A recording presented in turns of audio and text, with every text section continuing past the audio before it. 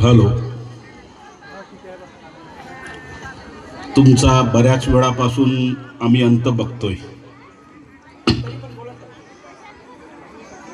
Hello, Dhammabhumi विकास सेवा समिती, उमा नदी घाट, शिवनी रोड, रत्नापूर, नाचनभट्टी आणि शिवनी या गावातील सर्व उपासक आणि उपासिकांनो,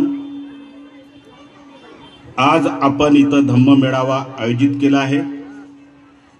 या धम्म मेळाव्यासाठी माझ्यासोबत काही मंडळी राजुरावरून आलेली आहेत. त्यापैकी विजय कुमारजी उपरे, जे कोऑपरेटिव्ह बँकचे माजी संचालक आहेत. दुसरे ऋषीजी वाघमारे, राजुरा तालुक्याचे समाज क्रांती आघाडीचे अध्यक्ष. तिसरे बापूजी पावडे, निवृत्त सहाय्यक अभियंता. चौथे खेमचंद मेश्रामजी, जे माझं सदैव भाषण रेकॉर्डिंग करून फेसबुकला टाकत असतात. या कार्यक्रमात मला येण्यासाठी ज्यांनी फार मेहनत घेतली म्हणावं लागेल, एवढा वेळ माझ्याकडे नसतो. मी राजुरावरून आलेलो आहे, परंतु त्यांनी मला या कार्यक्रमाला यावं म्हणून मला वाटतं 2 महिन्यापूर्वी ज्यांनी मला इथं म्हटलं की साहेब तुम्हाला आपल्या डायरीमध्ये नोंद करायची आहे, असे ते सदाशिव मेश्रामजी, आणि ज्यांच्या मार्फत इथं मला कंपल्शन करण्यात आलं की you must have to come here, असे माझे बंधू ॲडव्होकेट पीडी काटकर गडचिरोली, जे इथं नसले तरी, आणि आता जे सुरम्य मार्गदर्शन ज्यांनी करून आपल्याला केलं, असे ते भिक्खू आनंदजी थेरो, धम्मप्रकाश संबोधी, आणि ज्यांनी पूर्ण इतिहास आपल्याला समजावून सांगला, असे आमचे मित्र प्राध्यापक रवी कांबळे साहेब, त्यांच्या श्रीमती मंचकावर बसलेल्या मला माझं बरोबर असेल तर मायाताई कांबळेजी, विजयाताई कांबळेजी, आणि या कार्यक्रमाचे अध्यक्ष माननीय डॉक्टर राजपाल खोब्रागडेजी, आणि ज्यांच्याशिवाय कार्यक्रम होणं शक्य नाही, आपण सर्व उपस्थित उपासिका आणि उपासकांनो.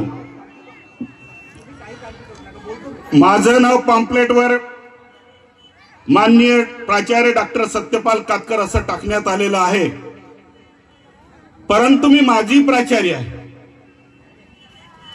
म्हणजे मी प्राचार्य होतो. नाव आजच्या घडीला मी ॲडव्होकेट डॉक्टर सत्यपाल कातकर म्हणून ओळखला जातो.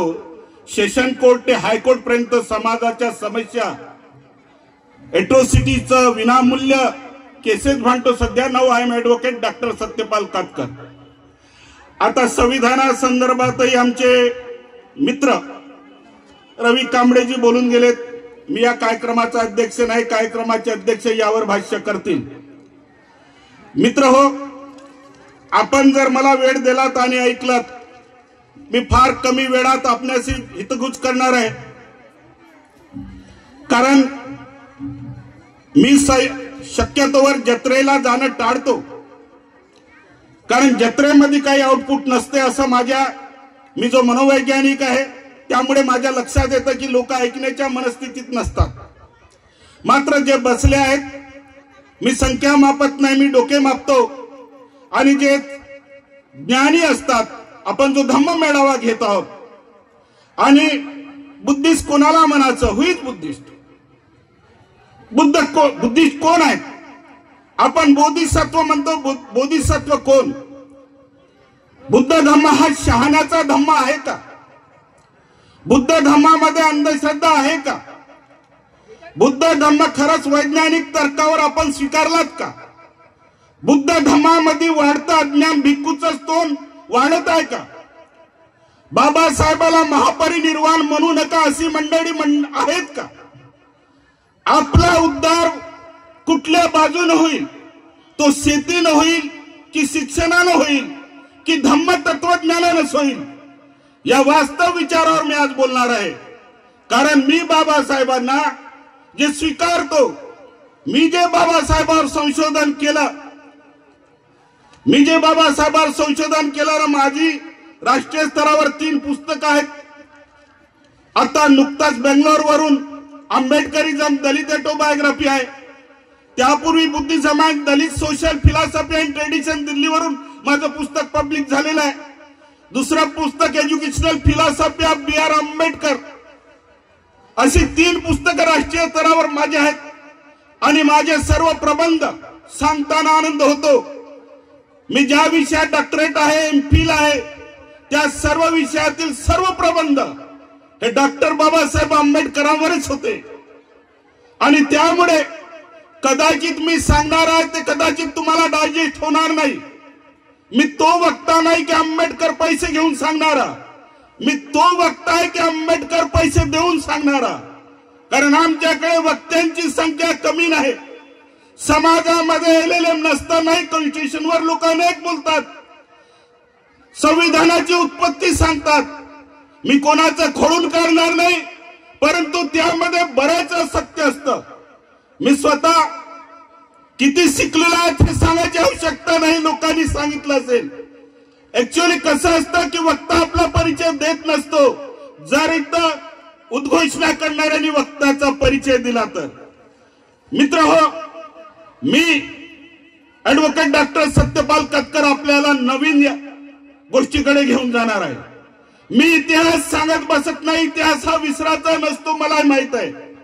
परंतु हु इज बुद्धिस्ट हा जर प्रश्न विचारला, साधं सरळ उत्तर आहे. जो अंधश्रद्धा नाकारतो, जो देव नाकारतो, जो विज्ञानवाद स्वीकारतो आणि जो मानवतावाद जोपासतो, हुवेर इट मे बी, तो कुठल्या जातीचा आहे, कुठल्या धर्माचा आहे, त्याला पाली येतं नाही येतं, दॅट इज सेकंडरी. परंतु जो देव नाकारतो, आत्मा नाकारतो, अंधश्रद्धा नाकारतो, विज्ञानवाद स्वीकारतो आणि मानवतावाद जोपासतो, तोच खरा बुद्धिस्ट. मग हे वाढणारं धम्माचं स्तोम जे आपण वाढवत आहोत, याचे फायदे काय? किती फायदा झाला आपला 1956 नंतर? आपण जो धार्मिक उन्माद आघात आणतो, मग कुठल्याही धर्माचा असो, बाबासाहेबांनी भारतीय संविधानामध्ये धार्मिक स्वातंत्र्य देताना सांगितलं होतं की रिलिजियस राईट्स आपण जेव्हा आपले प्रत्येकाला अधिकार आहे ते राईट्स जोपासताना, त्या अधिकाराचा वापर करताना त्यामध्ये बाबासाहेब म्हणतात की मोरॅलिटी, पब्लिक ऑर्डर आणि हेल्थ या 3 गोष्टीला अधीन राहून धार्मिक स्वातंत्र्य आहे. परंतु अलीकडे प्रत्येक धर्मामध्ये धार्मिक उन्माद आहे आणि धार्मिक उन्मादामध्ये आपल्याला माहित आहे की 22 जानेवारी आपण अल्पसंख्याक आहोत. आम्ही जो उन्माद दाखवतो त्यावर प्रतिक्रांती होते आणि 22 जानेवारी 2024चा तुम्ही उन्माद पाहिलेला असेल. बऱ्याच ठिकाणी धार्मिक उन्मादमुळे दंगे होताना आपल्याला दिसतात. आणि कोणत्याही धर्माचा अति धार्मिक उन्माद हा भारतीय संविधानाला आणि देशाच्या प्रगतीला घातक आहे. धर्माची निर्मिती बंधू आणि भगिनींनो कोणी काही सांगत असेल, त्या काळात धर्माची आवश्यकता होती, ही काही प्रमाणात आहे, पण अति धार्मिक उन्मादाची आवश्यकता नाही. It is the appeals against our constitution. परंतु होतं कसं, आम्हाला या देशामध्ये धर्मामध्ये विभागणी करून धार्मिक उन्माद जोपासून प्रत्येकामध्ये अंधश्रद्धा आणि अंधविश्वास निर्माण करून आपल्याला आपसामध्ये लढवण्यासाठी या देशातील व्यवस्था यशस्वी झालेली आहे. आपणही आपला धम्म जेव्हा विज्ञानवादी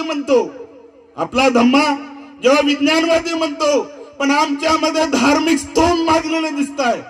आज आपल्याकडे बाबासाहेबांनी जी अपेक्षा केली होती, बाबासाहेबांनी सांगितलं होतं I won't accept Hinayana, I won't accept Mahayana, आणि इथं मी ऐकत बसलो होतो जगाचा ज्या श्रीलंकेच्या बडाया मारतात त्या श्रीलंकेमध्ये अन्नाला मोहताज झालीत लोक अति धार्मिक झाल्यामुळे.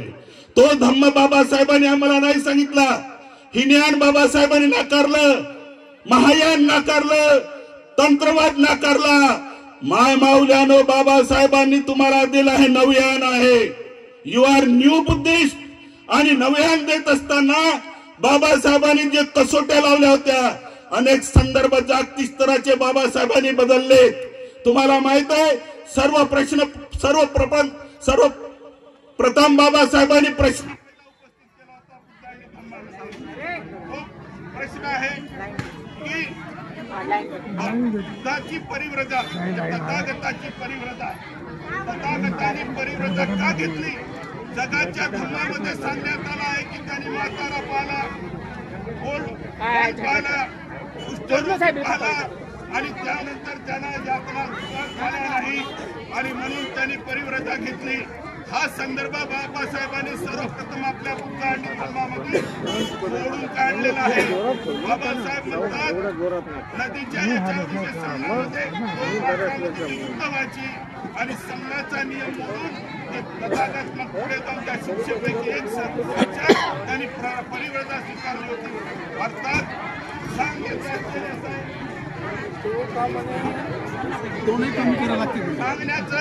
तात्पर्य हे आहे की बाबासाहेबांनी हिनियनमध्ये सांगलेलं तथागतांनी घेतलेली परिव्रता ही नाही.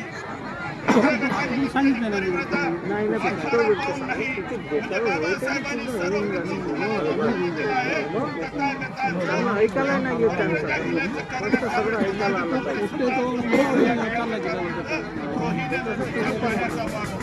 हा प्रश्न बाबासाहेबांना सर्वप्रथम प्रश्न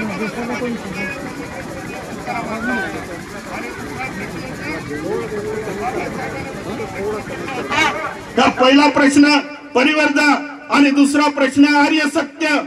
बाबासाहेबांनी स्पष्ट म्हटलं होतं की जन्मतात जर दुःख असेल आणि मृत्यूमध्ये दुःख असेल आणि म्हणजे पुनर्जन्मानंतर दुःख असेल तर ही आर्य सत्य स्वीकारणं म्हणजे सर्व जग जग दुःखात असेल तर मग तथागताच्या उपदेशाचा किंवा बौद्ध धम्माचा उपदेशाचा अर्थ काय? म्हणजे बाबासाहेबांनी आर्य सत्य सुद्धा नाकारली.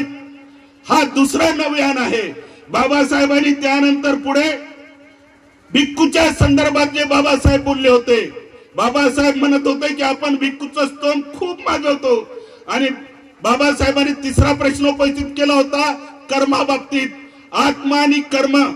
The Buddha rejected the soul, the Buddha rejected the God.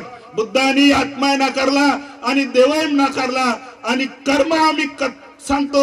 आमचे शब्द आहेत पवित्र, पावन, पूज्य. Is it the word of Buddhism? पवित्र, पावन. अरे हेल आणि हेवन हे त्यांच्यासाठी असेल, आमच्यासाठी पवित्र असे शब्द नसतात. आम्ही मात्र दुसऱ्या धर्माचं अनुकरण करायला लागलो आणि आम्ही स्वतःला जे लोक आजच्या धर्मामध्ये आडंबर थोटान सांगणारे संख्या वाढलेली आहे. बहुतांशी लोक, मी बोलणार नाही, मी भिक्खू संदर्भात चिवर भिक्खू तुम्हाला जे सांगून गेले, भिक्खूंना सुद्धा तुम्हाला प्रश्न विचारण्याची आवश्यकता आहे. आता काही आनंद भिक्खू नाही आहेत. भिक्खू का होतात? बाबासाहेबाला चौथा प्रश्न पडला होता भिक्खू संदर्भात. ते म्हणत होते जर बुद्धाला जे भिक्खू संघाची स्थापना करायची होती तर त्यामध्ये समाज निरपेक्ष आदर्श समाजसेवा जसा भिक्खू बाबासाहेबाला अपेक्षित होता. तो मित्र, मार्गदर्शक, तत्वज्ञ हवा होता. परंतु आमचे भिक्खू पूर्ण पुरुष बनण्याच्या शर्यतीत आहेत. त्यांना सर्व हवंय आणि त्याच्यामुळे बौद्ध धम्माचा प्रचार आणि प्रसार ज्या समाजसेवकावर होता, अर्थात भिक्खूवर होता, ते फक्त तुम्हा आम्हालाच येऊन सांगतात. कधी ते इतर धर्मीयांना जाऊन सांगत नाही आणि सदैव आपल्याशी हितगुज करतात, आपल्याला सर्व दान परिमता शिकवतात. त्यामुळे आमचा धम्म इतरांपर्यंत पोहोचला नाही आणि बाबासाहेबाला पूर्ण पुरुष होणारा भिक्खू नको होता. हा बाबासाहेबाच्या बुद्ध आणि धम्मातला चौथा प्रश्न आहे.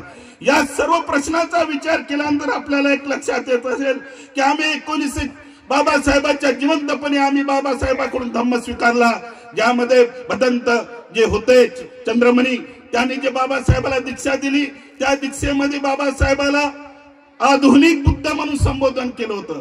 परंतु अलीकडे भिक्खूंनी आमचा नवीन शोध लावला, बाबासाहेबांच्या महापरिनिर्वाणला परिनिर्वाण म्हणायचं.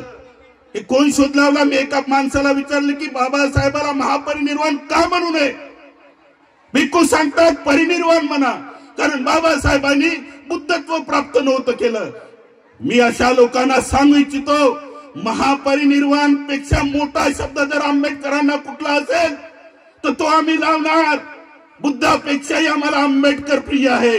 आम्ही जो बुद्ध पाहिला तो चायनाचा, श्रीलंकेचा, जपानचा भिक्खू बनून बायको करण्याचा बुद्ध जपानचा नाही पाहिला. आम्ही श्रीलंकेचा धम्मा आम्हाला बाबासाहेबांनी नाही दिला, थायलंडचा धम्म नाही दिला.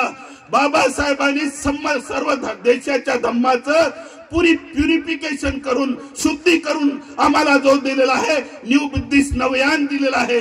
आणि या नवयानामध्ये जो ज्ञानाकडे प्रयासात असतो, जो ज्ञानाला शरण जातो, जो विज्ञानवाद स्वीकारतो, जे बुद्धाचे ओल्ड संदर्भ नाकारतो, जो हिनयान महायान नाकारतो आणि जो नवयान स्वीकारतो, जो विज्ञानवाद स्वीकारतो, जो मानवतावादी असतो, जो अति धार्मिक उन्माद मागवत नाही, तो धम्म आम्हाला बाबासाहेबांनी दिला.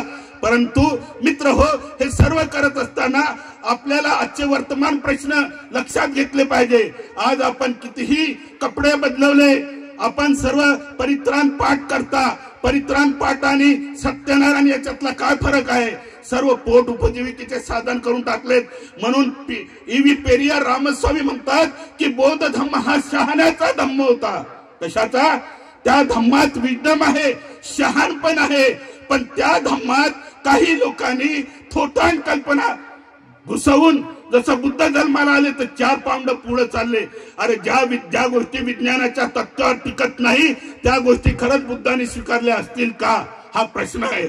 आणि विज्ञानाचे तथ्य, विज्ञानाचं प्रूफ, विज्ञानाचं एव्हिडन्स हे कायद्याच्या राज्यामध्ये धर्माची अतिधार्मिकता आवश्यकता आहे का? त्या काळात झालेले धम्म आहेत. हा धम्म आपला मध्यम मार्ग सांगतो. मध्यम मार्गामध्ये जे जे होतं ते स्वीकारायला सांगतो. परंतु आम्हाला अति धार्मिक बनवून आमचं एक्सप्लॉयटेशन होताना मी पाहिलेलं आहे. मी एका भिक्खूची कथा जर सांगली तर तुम्ही आश्चर्य व्यक्त कराल. आमचे भिक्खू मोर्चे काढतात, आमचे भिक्खू कोर्टामध्ये जातात, आमचे भिक्खू रिपोर्ट करतात. आणि बाबासाहेबांनी बुक 5 मध्ये सरळ सरळ उपासक आणि उपासिक भिक्खू मध्ये काय फरक आहे सांगताना बाबासाहेब म्हणतात की भिक्खूला ब्रह्मचर्य हे त्याचं व्रत आहे, उपासकासाठी नाही. भिक्खूंनी संपत्ती धारण करू नये, उपासकाला करता येतं. पंचशील संदर्भात बाबासाहेब क्लिअर कट म्हणतात, घरी जा आणि बघा. बुक 5 बुद्ध आणि धम्मामध्ये पार्ट 2 मध्ये बाबासाहेब म्हणतात Panchshila it is the compulsory for भिक्खू. इंग्रजीमध्ये आहे, आपले लोक मराठी ट्रान्सलेट करताना फार चुकीचं करतात. It is the compulsory, it is the Vogue for भिक्खू, म्हणजे ते भिक्खूसाठी व्रत आहे. परंतु बाबासाहेब लिहिताना म्हणतात की उपासकासाठी प्रिसिप्ट आहे, त्यांनी केलं पाहिजे, but it's not compulsory, it is the voluntary for उपासिका, उपासक, असं बाबासाहेब आपल्या बुद्ध आणि धम्मामध्ये म्हणतात. याचा अर्थ असा की ओल्ड जे बुद्ध सांगतात ते तुम्हाला विसरायचं आहे. यासाठी मानवी जीवनामध्ये जगत असताना आपल्याला वेळ किती होऊन मिळतो, किती वेळ आहे आपल्याकडे? 84 तुम्ही अध्याय जर पाहत बसाल तर तुमचा मृत्यू होऊन जाईल, परंतु तुम्ही तिथवरी पोहोचत नाही. मी म्हटलं की बाबासाहेबाला महापरिनिर्वाण का म्हणत नाही, तर त्यावेळेस एका माणसाने सांगितलं होतं की जो महापरिनिर्वाण पदात जातो त्यांना आपला मृत्यू दिसतो. तर मी त्यांना सांगितलं, as a psychologist I know, आत्महत्या माणूस केव्हा करतो? आत्महत्या करताना तो आयडिएशन पहिलं करतो. आयडिएशन करत असताना त्याला मृत्यू माहित होतं की या दिवशी आहे. मग काय उद्या तुम्ही त्यालाही महापरिनिर्वाण म्हणणार? बाबासाहेबाला महापरिनिर्वाण न म्हणणारा जो भिक्खू असो की जो कोणी तत्वेता असो, या समाजाने त्यांना धिक्कारलं पाहिजे. बाबासाहेब इज बाबासाहेब. तुमच्या आमच्या कल्याणाचा, मुक्तीचा मार्ग जर कोणी दिला असेल तर डॉक्टर बाबासाहेब आंबेडकरांनी. आणि आजही आपण कायद्यानुसार कितीही काही बदल स्वीकारला, भारतीय संविधानाचं 25ब कलमामधलं एक्सप्लेनेशन 2 जोपर्यंत आपण बदलवू शकत नाही तोपर्यंत कायदेशीर आम्ही बुद्धिस्ट नाही. आम्ही कायदेशीर बुद्धिस्ट नाही. काही लोकांचं म्हणणं पडलं की बुद्धिस्ट मॅरेज कायदा झाला तर बुद्धिस्ट आम्ही वेगळं होईल का? असं काही होत नाही.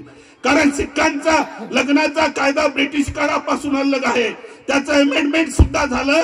परंतु बुद्धिझम आणि सिखिझम आणि जैनिझम स्वीकारणारे भारतीय संविधानाच्या 25(ब) च्या एक्सप्लेन नुसार वी आर द हिंदू. आणि हिंदू सक्सेशन ऍक्ट मी ऍडव्होकेट असल्यामुळे सांगतो. आणि हिंदू मॅरेज ऍक्ट हुईज हिंदूचं डेफिनेशन पाहिली असेल तर त्यामध्ये जे हिंदू धर्माचे जेवढे पंथ आहेत आणि बौद्ध, जैन आणि शीख धर्म स्वीकारणारे हे सर्व कायदेशीर हिंदू आहेत. या विरुद्ध आपल्याला आंदोलन करावं लागेल जर आपली स्वतःची संस्कृती निर्माण करायची असेल तर. बाबासाहेब म्हणाले होते, मी हा धम्म देत असताना माझी स्वतःची एक संस्कृती असेल, माझं स्वतःचं आयडेंटिफिकेशन असेल. आमचं आयडेंटिफिकेशन या देशात काय, आमचा आत्मसन्मान काय, आम्ही कोण, कशासाठी जगतो, आमचा स्वाभिमान काय, आम्हाला काही टायटल आहे का नाही. आजच्या घडीला विचार केला तर आम्हाला फक्त त्रिशरण, पंचशील, त्रिपिटक वगैरे सांगण्यात येतं. परंतु वर्तमान समस्या ही आहे, we have to fight to amendment the constitution. आम्ही संविधानामध्ये दुरुस्ती करून मागितलं पाहिजे. 25(ब) मध्ये फंडामेंटल राईट मध्ये आहे, we are not the part and parcel of Hindu. We have the separate, we are already separated and we have accepted Navyan and that's why we are new Buddhists. It must be created in a law. अशा प्रकारचं fight करणारा एकही माणूस नाही. आम्ही समाज क्रांती आघाडीचे माणसं आहोत. मी महाराष्ट्राचा उपाध्यक्ष राहिलेला माणूस आहे. आम्ही अख्ख्या भारतामध्ये संविधानासाठी रिव्होल्युशन करून निघालेले माणसं आहोत. आजच्या डेट मध्ये तुम्हाला सांगायचं असेल समाजाच्या वर्तमान समस्या काय आहे. आमचे कपडे बदलले, लत्ते बदलले, पण आपल्यावरचा अन्याय अत्याचार वाढला का कमी झाला आहे? दिवसेंदिवस अन्याय अत्याचार वाढत आहेत. एका कितीतरी गावामध्ये 132 का 133 एट्रोसिटीच्या केस आपल्या चंद्रपूर जिल्ह्यात आहेत. मी जेव्हा कमिशनरला म्हटलं होतं की आपल्या जिल्ह्यात एट्रोसिटीच्या केसेस किती आहे, मला हायकोर्ट मध्ये खडा जायचा आहे, तर त्यांना वाटलं की साहेब म्हणे एट्रोसिटीच्या केस 132 136 आहेत. अरे 1947 मध्ये आम्ही स्वतंत्र झालो, 1950 मध्ये आपलं संविधान आलं, 1989 मध्ये एट्रोसिटीचा ऍक्ट झाला, तरी गावागावात अन्याय अत्याचार वेगळ्या स्वरूपात वाढत आहे. तुमच्याकडे पाहण्याचा सामाजिक दृष्टिकोन जसं त्या काळात ब्राह्मणाने शिक्षण घेऊ नये असं होतं, परंतु ब्राह्मणाने शिक्षण घ्यावं, संपत्ती धारण करू नये असं होतं.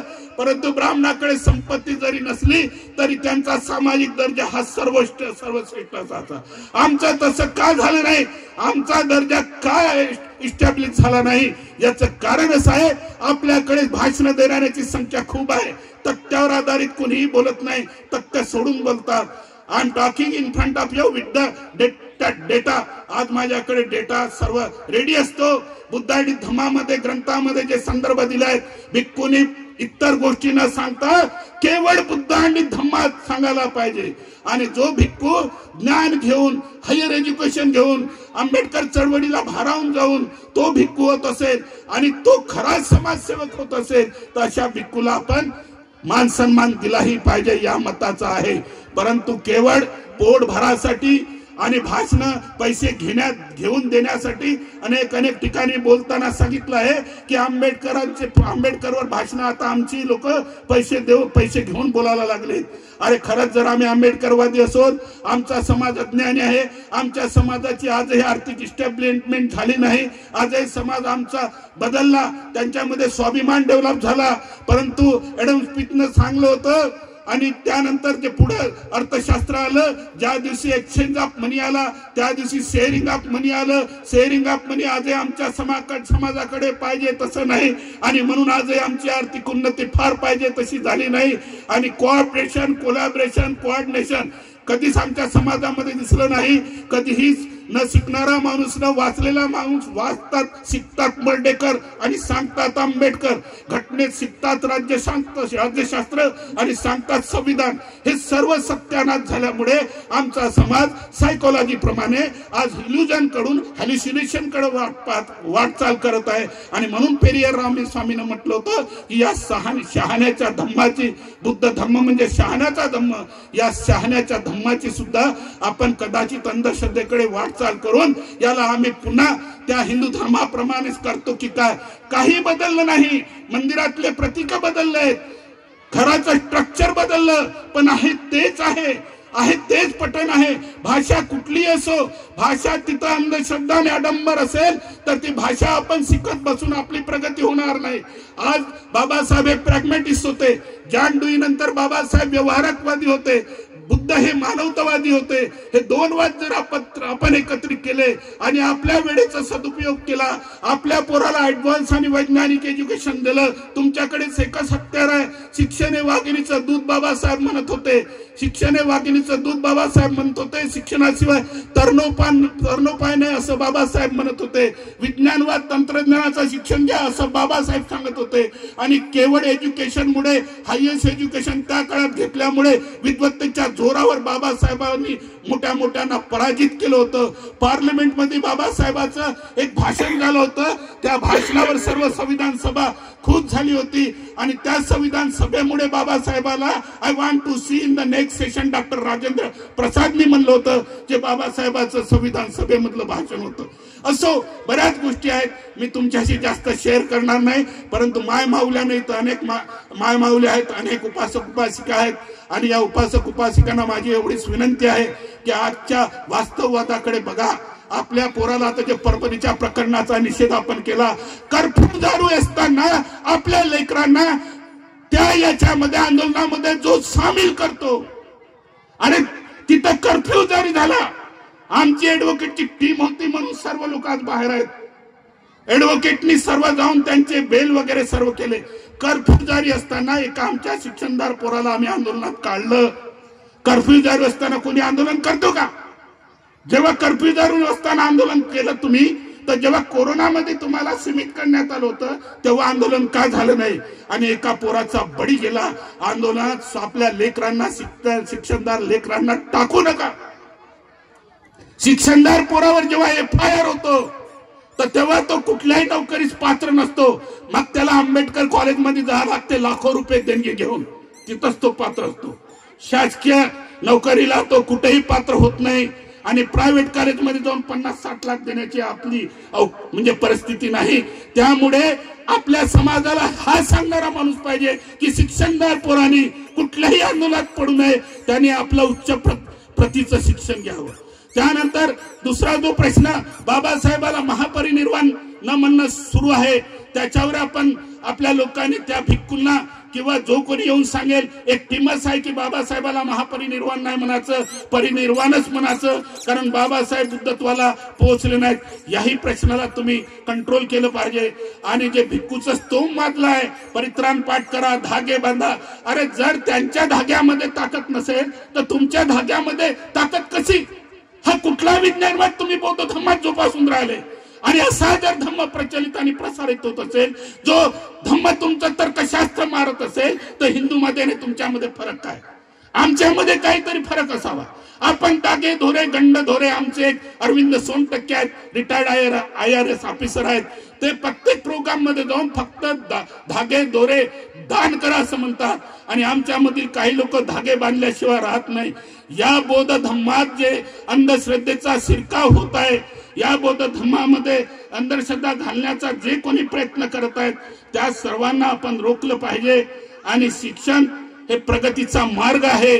त्यामुळे आपल्या लेकरा बाळांना धार्मिक शिक्षणापेक्षा जीवनाला आवश्यक असेल असं प्रॅग्मॅटिझम शिक्षण द्या. आणि उद्या तो स्वतःहून धम्माचा प्रचारक बनेल अशी त्याची लायकी आणि डिग्निटी आणि स्टॅटस उभं करा. आणि आम्हाला बाबासाहेबांनी जे नवयान दिलेलं आहे, आम्हाला श्रीलंकेचा, ब्रह्मदेशाचा, थायलंडचा कुठलाही बुद्ध नको. आम्हाला फक्त डॉक्टर BR आंबेडकरांनी दिलेला बुद्ध आणि धम्मातला नवयान हवं. आणि त्यामुळे जर ते नवयान आपण स्वीकारत केलं तर तर्कशास्त्र विकसित होईल. तर्कशास्त्र विकसित झालं तर आपले ऍटो थॉट्स निगेटिव्ह होणार नाही. आणि माणसाचं एक डोकं असतं.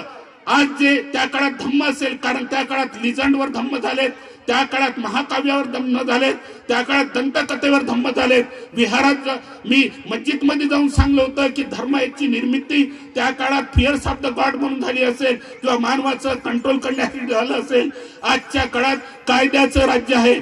तुम्ही जर काही ऑफेन्स केलं तर तुम्हाला कायद्याद्वारे पनिशमेंट होते आणि म्हणून कायद्याद्वारे पनिशमेंट होऊ नये असं वाटत असेल तर आपल्यामध्ये तर्कशास्त्र निर्माण झालं पाहिजे आणि आपले एटोथॉट्स म्हणजे माणसाचं ब्रेन आहे, जे पाहतं, जे अनुभवतं, जे ऐकतं, त्यामधून त्याच्यामध्ये थिंकिंग, फिलिंग, विलिंग, एक्शन होत असतं. आपलं एक कॉम्पोनंट जर नकारात्मक विचार करायला लागलं, आपलं थिंकिंग जर विचार करण्याचं नकारात्मक सुरू झालं तर तुमचं थिंकिंग,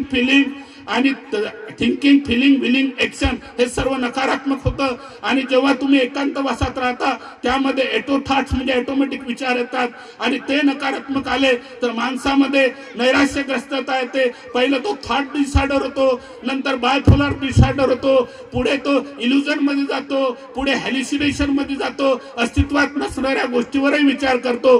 अस्तित्वात असणाऱ्या आणि तर्कावर सिद्ध होणाऱ्या गोष्टी स्वीकारा. बुद्धाचा धम्म, बुद्धांनी सांगितलं होतं की हा धम्म परिस्थिती सापेक्ष बदलतो. या धम्मामध्ये ताटडता नाही, या धम्मामध्ये फ्लेक्सिबिलिटी आहे, लवचिकता आहे आणि विज्ञानाला अनुरूप अशा तुम्ही धम्माचे पाईक बना. आपण सर्व इथं आलात आणि या विचारातून भविष्यामध्ये काही तुम्ही कॅरी करू शकला असाल तर करा, कंपल्सरी नाही. मी तुम्हाला पहिलेच सांगितलं की मी नवं काही सांगणार आहे. मी जुन्या रूढी रिवाज परंपराच्या विरोधात आहे. जुने रूढी रिवाज परंपरा योग्य असेल तेवढेच स्वीकारा, बाकीचे फेकून द्या आणि स्वतःच्या एका धम्माची आयडेंटिटी निर्माण करा. आणि बुद्धिस्ट म्हणजे विद्यम पर्सन, बुद्धिस्ट म्हणजे ज्ञानी, बुद्धिस्ट म्हणजे तर्क करणारा, बुद्धिस्ट म्हणजे विज्ञान स्वीकारणारा, बुद्धिस्ट म्हणजे आत्मा नाकारणारा, बुद्धिस्ट म्हणजे विज्ञानवाद स्वीकारणारा, बुद्धिस्ट म्हणजे देव नाकारणारा आणि बुद्धिस्ट मध्ये मानवतावादी आणि बुद्धिस्ट म्हणजे व्यवहारकवादी. हे सर्व समीकरण स्वीकारावं आणि यातून आपली प्रगती नक्कीच होईल. आपल्या लेकरा बारांना ऍडव्हान्स एज्युकेशन द्या. असं एज्युकेशन देऊ नका जिथं 50 लाख रुपये एखाद्या प्रायव्हेट संस्थेला भरता येईल आणि मग तिथून मग ते लोक मिरवतात खूप. आपल्या गोंडवाना विद्यापीठात जेवढे प्रोफेसर आहे त्यापैकी एकही प्रोफेसर नाही बिना डोनेशनला कुठल्या प्रायव्हेट कॉलेजमध्ये लागला. अशी परिस्थिती समाजावर येऊ नये. वास्तववादी बना. आपल्या पोरांना बुद्ध धम्मानुसार विज्ञानवादी, तर्कशास्त्री बनवा आणि तर्कावर आधारित त्यांचं जीवन उंचवा, एवढी नम्र विनंती करतो आणि आशा बाळगतो. जाता जाता एवढंच म्हणेन, किसको कहू अपना, किसको कहू पराया, किसको कहू अपना, किसको कहू पराया, किस पे करूं आस, किस पे करूं विश्वास, बांट रहा हूं सब कुछ जो है मेरे पास, बांट रहा हूं सब कुछ जो है मेरे पास. आपण मला ऐकलं. धन्यवाद. जय भीम, जय संविधान.